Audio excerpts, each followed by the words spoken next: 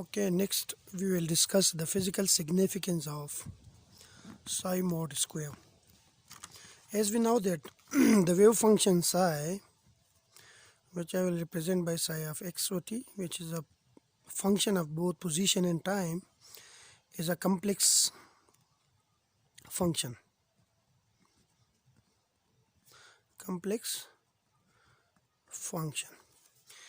And this wave function is itself is not an observable quantity, is not an observable quantity, which we already discussed in the previous video. Now I suppose that psi is a complex function, so I will assume that psi has a form which is a plus iota b. This is an assumptions.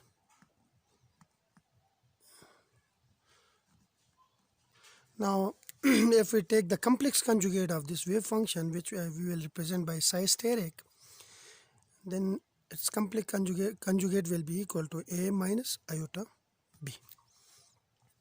Now if I multiply this wave function with its complex conjugate, we represent this by this notation psi mod square, and its value will be psi is a plus iota b and psi steric is a minus iota b. If we multiply it terms by term, we get a square plus b square. The other two terms will cancel each other.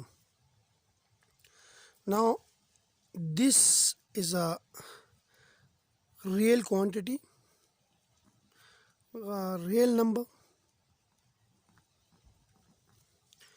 and it has physical significance.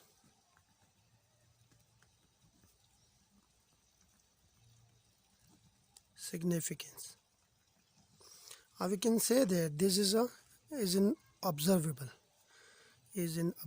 quantity.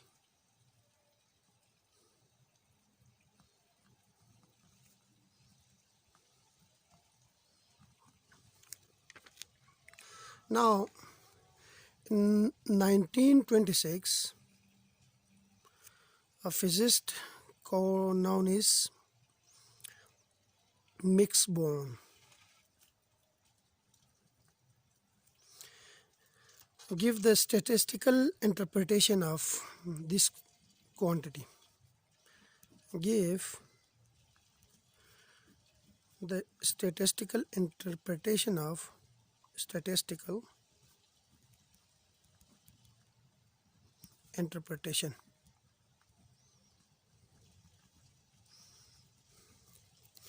According to Max Born, the probability of finding the particle at any point at a given time is proportional to this quantity. We can write it here. According to Max Born, the probability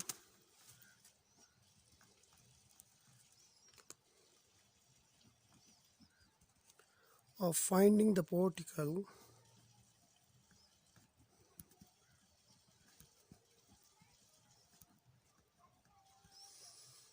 at any point and at a given time is proportional to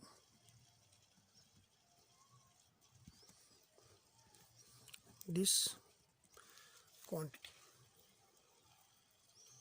which is equal to the wave functions times its complex conjugate. We can say that the probability of finding the particle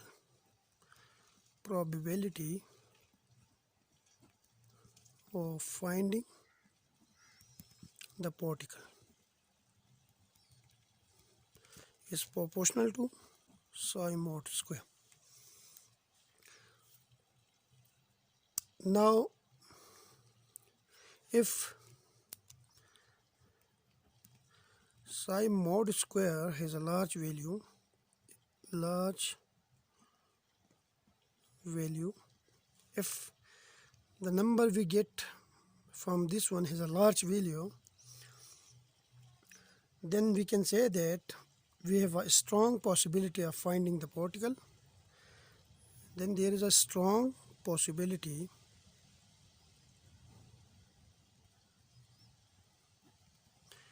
of finding the particle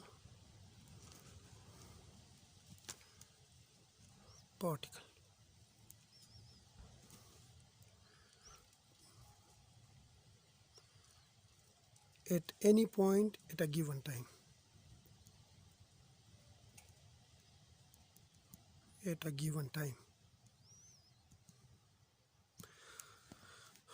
If this quantity has a large value, then we have a large possibility of finding, or we have a strong possibility of finding the particle at any point at a given time. Now, here I can say that in one-dimensional motion, or for 1D motion,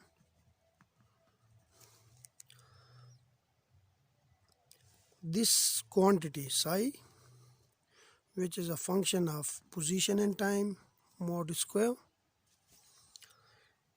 and dx, if we integrate it between 2 points A and B, then this will give us the probability of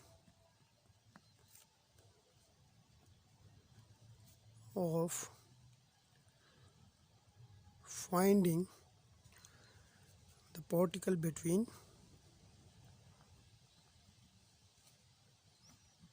A and B, where dx is a small fractional change,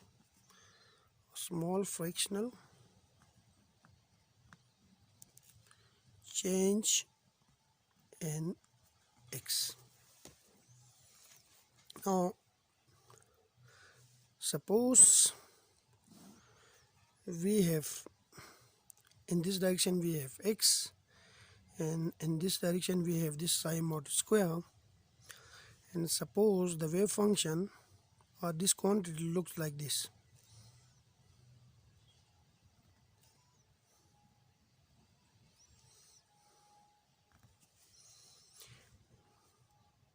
And these are the 2 points A and B. Suppose this is A and this is B. Now, if we integrate this quantity psi mod square between these 2 points, then the area under this curve give us the total probability of finding the particle between point A and B. The maximum probability will be there at this point, maximum probability. Here we have the minimum probability of finding the particle, minimum probability, and here we have the intermediate probability.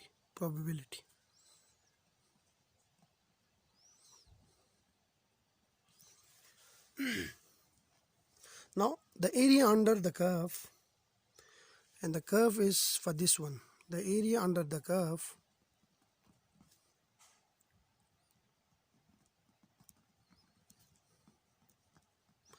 of psi mod square with x,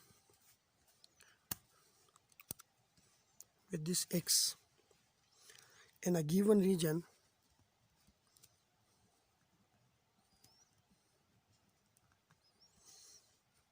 will give us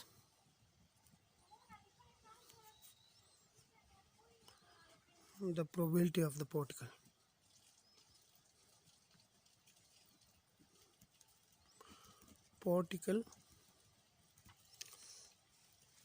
In that region, in this region,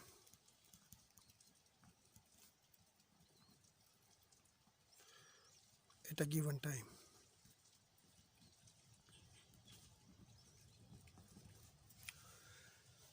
Now, the maximum probability will be 1, and the minimum probability will be 0.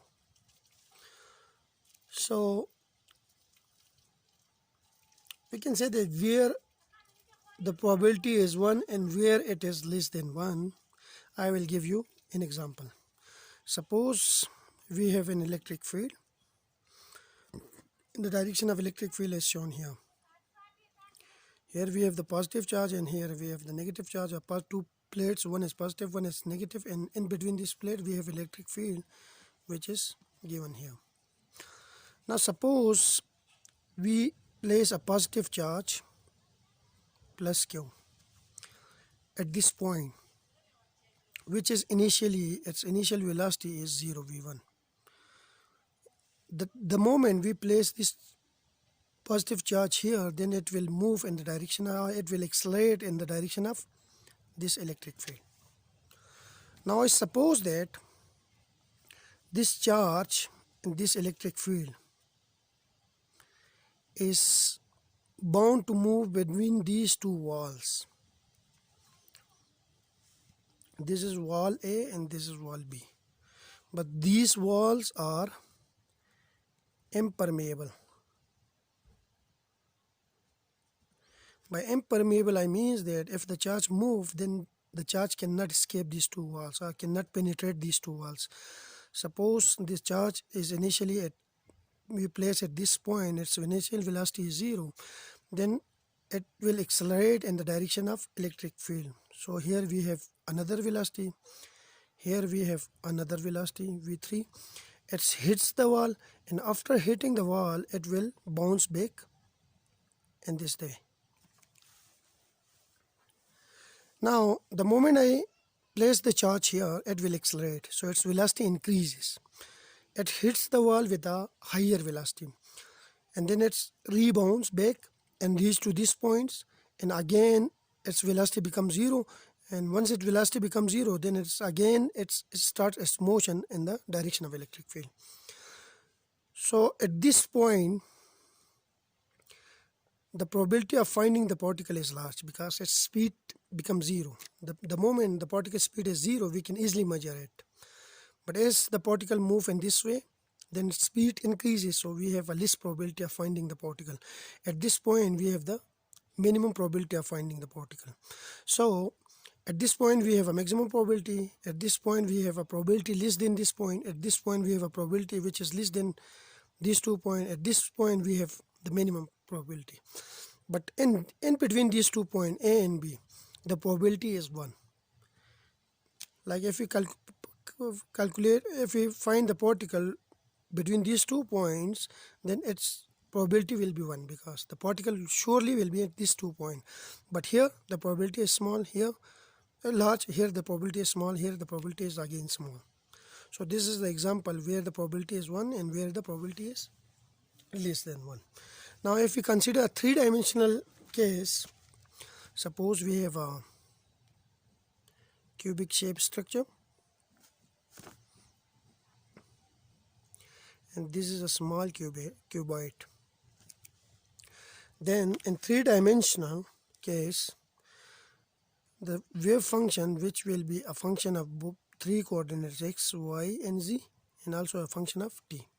If we take its complex conjugate and we integrate it, but the integral is like this is my 0 origin, here we have L which is the length, here we have the height which is h, and here we have the width which is w. So the integral will be from 0 to L, 0 to h and 0 to w, and we have this d tau. D tau is basically dx, dy and dz, which is the volume element, or we can call it dv. This will give us the probability of finding the particle,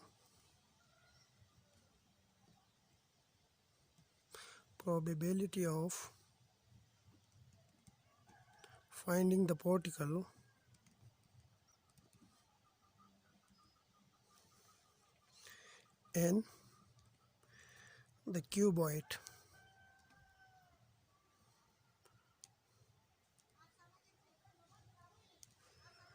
of site L, H and W. So from this whole discussion we found out that this psi square give us the probability density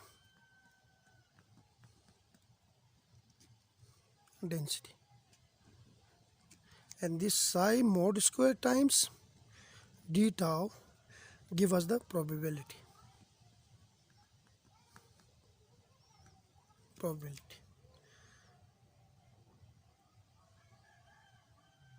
and this quantity is dimensionless quantity because this is probability density, so probability per unit volume times volume, this quantity will be a dimensionless quantity. Thank you.